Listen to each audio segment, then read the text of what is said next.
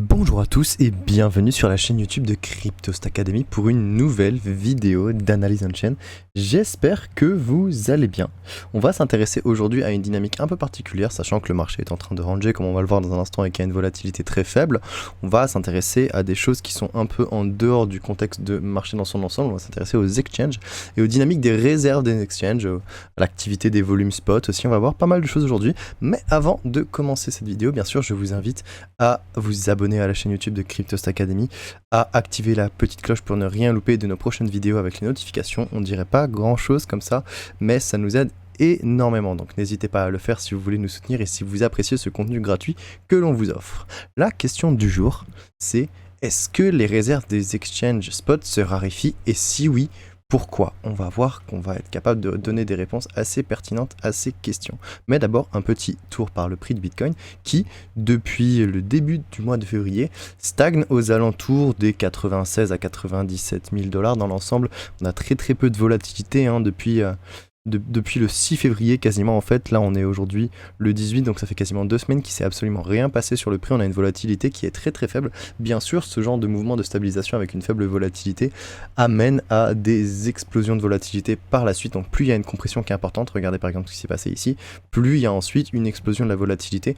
Et donc par là, pour l'instant, on ne peut pas vraiment définir de tendance, sachant qu'on est en train de travailler le bas du range qui est actuellement situé entre les 105, 108 000 et une zone base qui est aux alentours des 90 000, on pourrait même aller chercher un petit peu en dessous vers les 86, 85 sans problème, mais dans l'ensemble on est encore dans un range et il n'y a pas de décision qui a été faite, il n'y a pas de direction, de biais directionnel qui soit affirmé pour l'instant. Donc l'idéal dans ce genre de situation, c'est d'attendre, de voir ce qui va se passer, et une fois que la décision est prise, un gros mouvement volatile s'exprime et donc on est capable de bénéficier de ce mouvement idéalement haussier. Ce serait l'idéal pour une continuation de tendance haussière, mais bon, c'est quelque chose que nous verrons dans les semaines à venir parce que pour l'instant il est impossible de prédire dans quel sens ira le cours du BTC. Puisque nous sommes en train de patienter, on va s'intéresser à une dynamique qui est assez importante, et bon, on n'a pas vraiment eu le temps d'en parler récemment parce qu'il y avait beaucoup de choses à dire sur l'Ether, sur le BTC, sur l'action de prix en règle générale. Donc maintenant on va repartir un peu plus sur des fondamentaux, sur les différentes dynamiques qui fondent les marchés en fait spot du BTC, et notamment on va s'intéresser aux exchanges aujourd'hui. Les exchanges qui sont les places où les investisseurs peuvent acquérir ou vendre des BTC à foison. Donc ce sont des plateformes centralisées qui vont détenir les BTC au compte des utilisateurs. Donc en fait, une fois que vous détenez un BTC sur une plateforme comme Coinbase, Kraken, BitHub ou que sais-je, ou Binance, eh bien ce BTC ne vous appartient pas vraiment. La condition de détention de cet UTXO, de ce BTC, est détenue par l'exchange, et on va venir à ce point plus tard, mais il ne faut pas oublier que la maxime not your keys, not your coin est absolument valable et absolument importante lorsqu'on utilise un exchange. On va en parler notamment avec le cas de FTX dans un instant. En ce qui concerne l'histoire récente des réserves des exchanges qui va nous intéresser aujourd'hui, là j'ai pris la période qui s'étale sur les 5 dernières années à peu près. Je voulais prendre notamment le point d'ancrage de mars 2020 et ensuite de mai 2022, qui sont les points où les réserves des exchanges ont atteint leur maximum, entre 3,2 et 3,3 millions de BTC respectivement. Donc on n'a jamais atteint des valeurs plus élevées que cela. Et ce qui nous intéresse ici, c'est qu'on est capable de reconnaître 3 périodes au cours desquelles on a une forte contraction, une forte baisse des BTC au sein des réserves des exchanges. Premièrement, on a le bull market de 2020, où on a eu une chute de pas mal, on va voir les chiffres juste après, mais on a une chute assez considérable des réserves de BTC des exchanges, notamment due à de la demande des investisseurs particuliers qui avaient pas mal entamé ces réserves alors que le prix était en train d'augmenter en termes de volatilité. Donc entre mars 2020 et grosso modo décembre 2020, on a eu quand même une très belle chute des exchanges avec une très forte demande spot qui a siphonné les exchanges, avec des investisseurs qui ne voulaient pas détenir leur BTC sur les exchanges, donc des BTC qui ont fui les exchanges, achetés par des investisseurs qui voulaient plus de souveraineté. Bien sûr, on a la panique de FTX en novembre 2022, où cette fois-ci, les investisseurs ont décidé de retirer leurs avoirs des exchanges de manière massive. Vraiment, là, on a eu une chute la plus importante et la plus rapide des réserves des exchanges que n'a jamais connu en fait l'histoire des exchanges dans son ensemble. C'était vraiment une perte de confiance majeure. On en avait déjà parlé à l'époque, on va en reparler un petit peu dans un instant encore. Et on a quelque chose de similaire qui s'exprime au cours du bull market actuel en 2025, entre fin 2024 et début 2025. Et cette fois-ci, c'est plutôt une demande des investisseurs institutionnels qui vient s'ajouter à la demande des investisseurs particuliers qui sont un petit peu moins présents. On a surtout pas mal d'acteurs institutionnels actuellement sur le marché qui ajoutent une pression d'achat et qui retirent des BTC des exchanges. Bon, il faut savoir que pour apporter un peu de nuance, je vais vous l'expliquer, les BTC des investisseurs institutionnels peuvent être détenus sur les exchanges quand même, mais ils ne sont pas labellisés comme faisant partie des réserves des exchanges. C'est le cas notamment des ETF. Les BTC qui sont détenus par les ETF spot Bitcoin aux États-Unis sont stockés sur Coinbase, mais sur des portefeuilles différents. Et donc lorsqu'un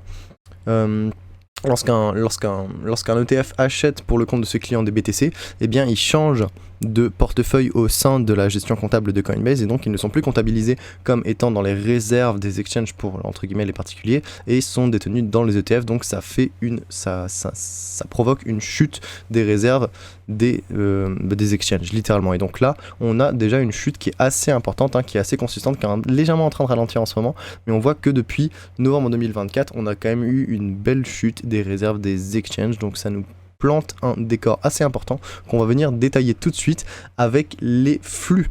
Cette fois les flux nets, donc vous voyez ici en vert les dépôts nets sur les exchanges, donc plus de dépôts que de retraits, et en rouge plus de retraits que de dépôts, donc des sorties nettes. Et qu'est-ce qu'on est capable de voir via les flux nets des exchanges? Eh bien ces trois périodes, elles détiennent des records de sorties assez importantes en termes de cumulés. Pour la période qui va de mars 2020 jusqu'à à peu près décembre 2020, on a à peu près 280 000 BTC qui ont été retirés en l'espace de 6 mois, c'est quand même pas mal déjà. Pour la période actuelle, entre novembre et février, donc en l'espace de 4 mois, on a à peu près aussi 280 000 BTC qui ont été retirés. Et regardez-moi ces pics de retrait incroyables qu'on a eu lors de la panique de FTX.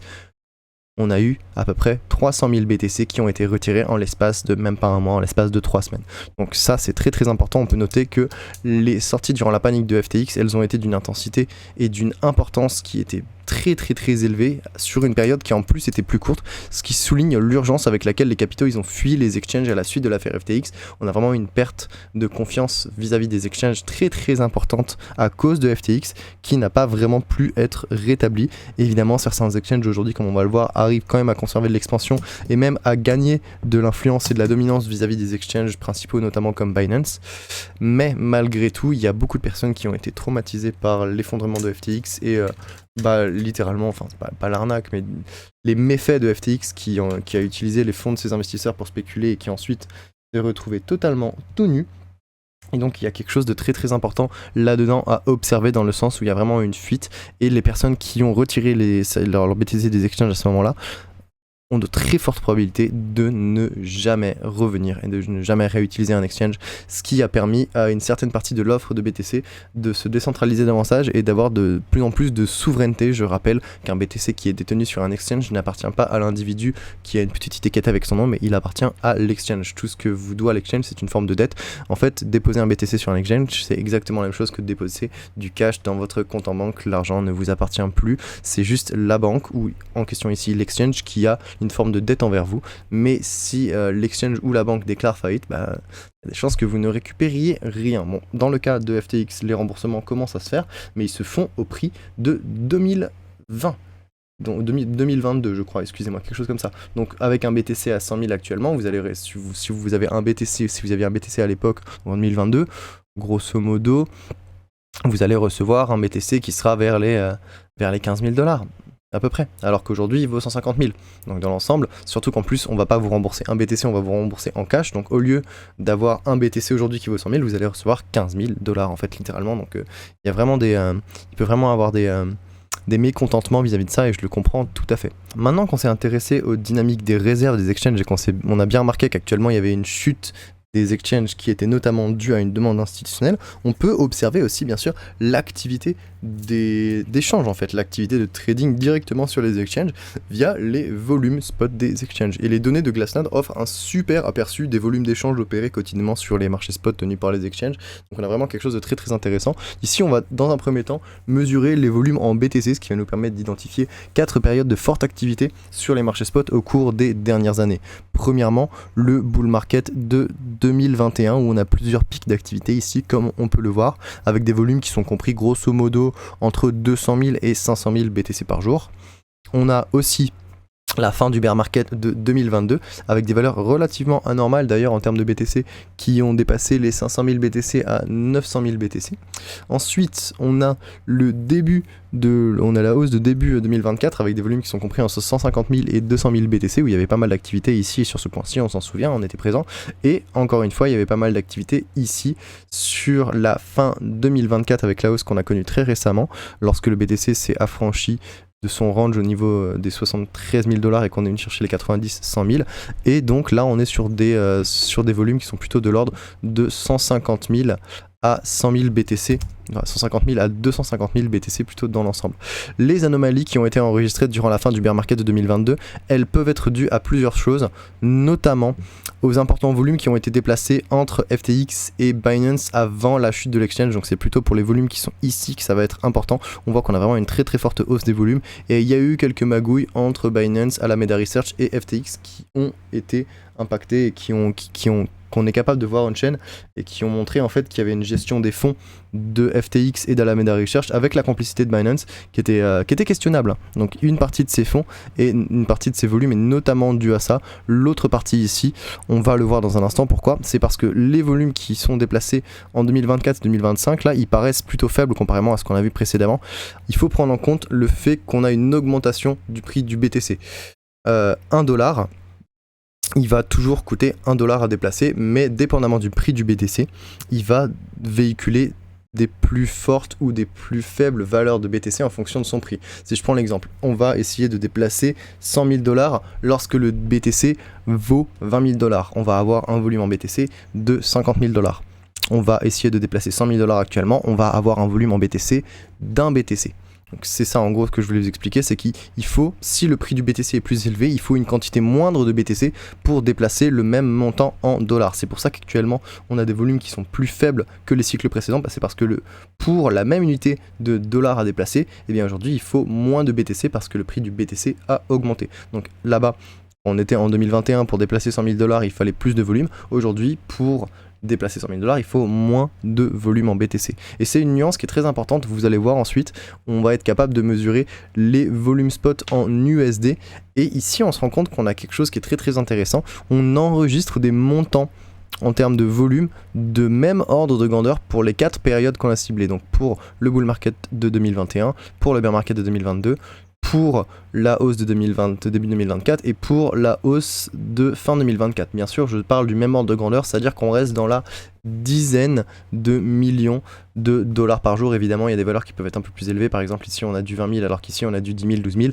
D'accord, mais on reste sur un ordre de grandeur qui est similaire. Et ça nous indique quelque chose de très important, c'est que le marché a tendance à véhiculer les mêmes quantités de dollars, peu importe le prix unitaire du BTC. On a des volumes de déplacement en dollars qui sont à peu près les mêmes durant ces 4 phases, ce qui nous indique que dans l'ensemble, l'évolution du marché, en fait, l'expansion et l'évolution du marché, elle est plus ou moins pondérée à l'activité des utilisateurs et notamment des investisseurs institutionnels. C'est vraiment les investisseurs institutionnels qui vont amener des gros volumes durant les bull markets, et on peut voir entre l'inactivité qu'il y a sur certaines périodes après les bear markets et l'augmentation graduelle qu'on a sur l'année 2024 avec l'explosion des volumes, notamment ici grâce à la demande institutionnelle, qu'il y a vraiment une forte dominance et une forte importance des volumes spot liés aux institutionnels sur les exchanges spot. Bien sûr, on peut aller encore plus loin en récupérant les volumes spot en USD, mais en les séparant par exchange. Et cette fois-ci, on va avoir quelque chose d'encore plus intéressant. On va être capable de voir qu'il y a une évolution significative entre les différents exchanges, parce que la dominance de l'exchange Binance, que vous voyez ici en bleu avec la plus grosse part, eh bien, elle regroupait jusqu'à à peu près septembre 2023 jusqu'à fin 2023, elle regroupait quasiment 90% des volumes spot entre 2020 et 2023. Donc on voit vraiment qu'il y avait une dominance des volumes de Binance qui était extrêmement important parce qu'il y avait beaucoup d'utilisateurs de Binance et parce que les institutionnels passaient beaucoup par Binance, même si certains passaient sur Coinbase, il y avait quand même beaucoup de gens sur Binance à l'époque. Et donc il y avait quand même 90% des volumes spot qui étaient centralisés par Binance, alors qu'actuellement en fait on est tombé vers des valeurs qui sont plus à 20%. On peut voir en fait au cours de l'année fin d'année 2023 et entre 2023 et 2024, importante croissance de plusieurs exchanges, notamment Bybit, Crypto.com, Coinbase, mais aussi Kraken et Bithumb. Donc plusieurs exchanges qui ont commencé à grignoter la dominance de Binance. Et actuellement, Binance qui ne représente plus que 20% dans l'ensemble des volumes spot, alors que les autres exchanges qui sont maintenant émergents et qui sont acquis sur le marché, eh bien, se partagent férocement les autres parts qui ont été phagocytées. Voilà qui fait le tour de ce que je voulais vous présenter aujourd'hui. On va faire un petit récap ensemble. Donc in fine, les données de cette semaine, elles nous indiquent que sur les exchanges, il y a une nouvelle réduction importante des réserves avec les fonds institutionnels qui ont accentué leur demande entre octobre et décembre 2024. Dans l'ensemble, les volumes d'échange sur les marchés spot en valeur dollar, ils sont à peu près de même ordre de grandeur que sur le bull market précédent, ce qui nous indique que le marché a tendance à véhiculer des quantités de BTC similaires durant des quantités d'USD, j'aurais dû le corriger d'ailleurs.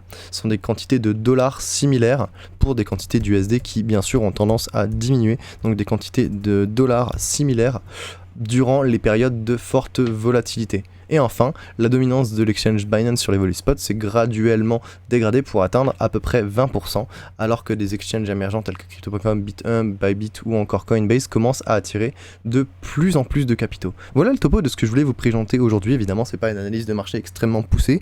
On prend plutôt un peu de recul aujourd'hui pour s'intéresser aux dynamiques des exchanges dont on parle pas beaucoup, histoire de faire une petite mise à jour, de faire un petit suivi de ce qui se passe sur les exchanges, parce que on a tendance à penser que les exchanges c'est pas très important en termes de métriques, mais ça peut quand même avoir son utilité. Et ça permet aussi de regarder le marché et les blockchains par différents angles et de tenir compte aussi de dynamiques dont on ne parle pas très souvent. Donc j'espère que ça vous aura plu, cette analyse un petit peu différente de d'habitude. Bien sûr, vous pourrez retrouver l'article écrit avec les annotations sur les graphiques directement sur le site de Cryptost, gratuitement bien sûr. Vous pouvez aussi retrouver l'analyse on-chain disponible via un thread Twitter que je vous présente juste ici. Donc si vous êtes actif sur Twitter, n'hésitez pas à liker, à partager, ça me soutient énormément.